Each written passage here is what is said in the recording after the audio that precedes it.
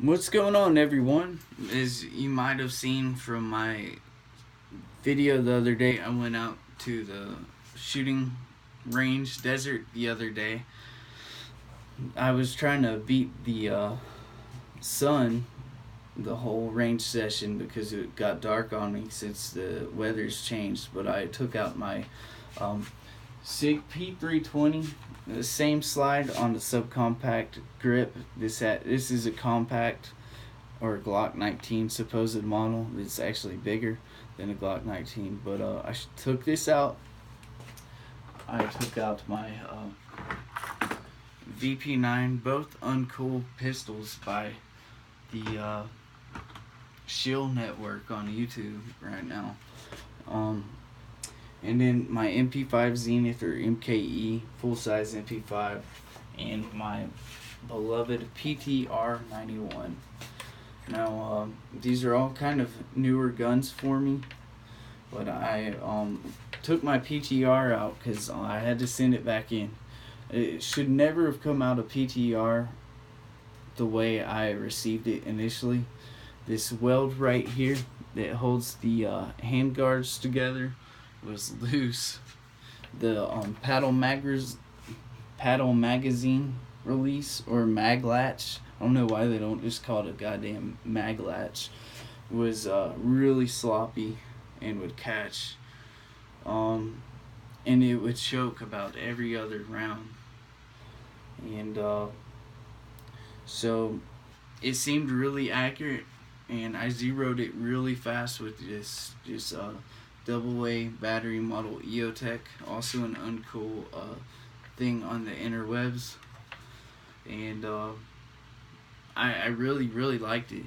Now, people that can't handle this retractable stock, I think need to stop shooting and start collecting Beanie Babies or something like that, because this really, seriously, it recoiled.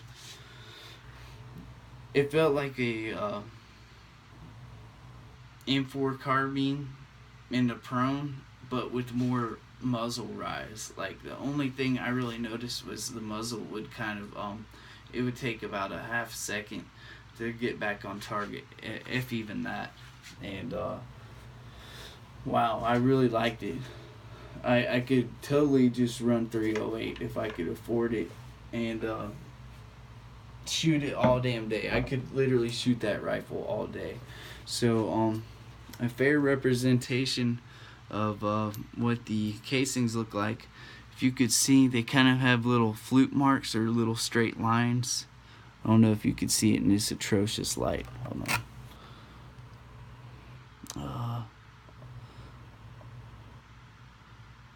They would have little flute markings from I guess where the fouling or the carbon or whatever collects on the flutes, and then the casing at the top would kind of be dented just slightly right there.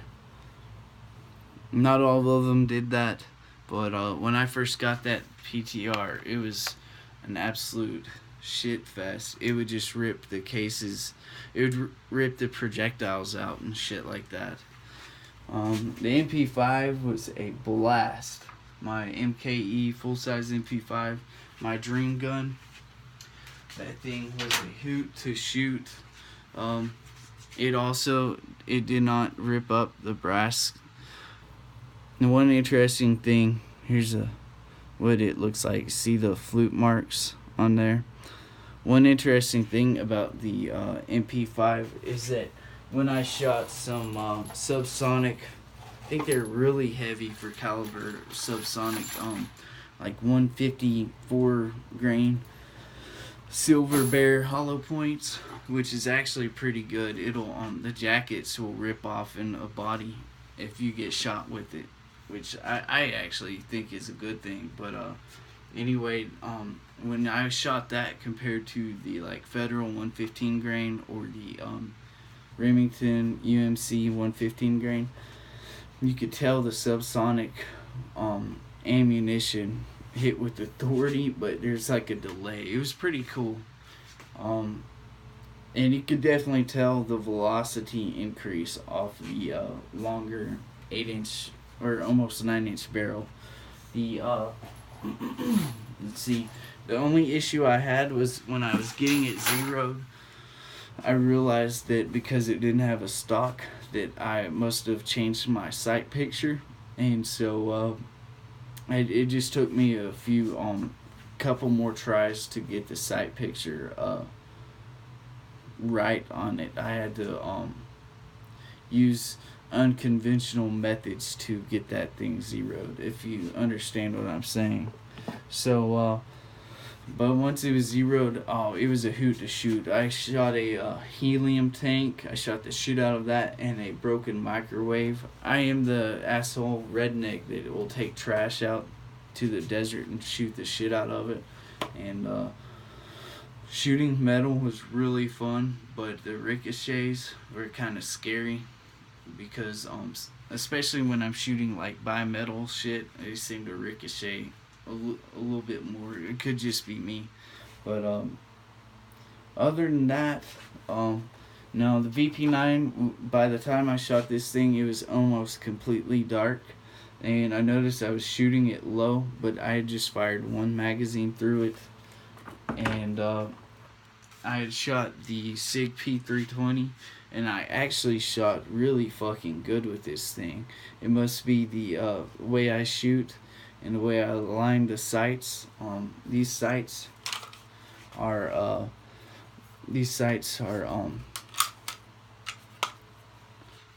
pretty good. They're the Sig Light or whatever sights, and they glow pretty good. I'm actually a fan of them, but anyway,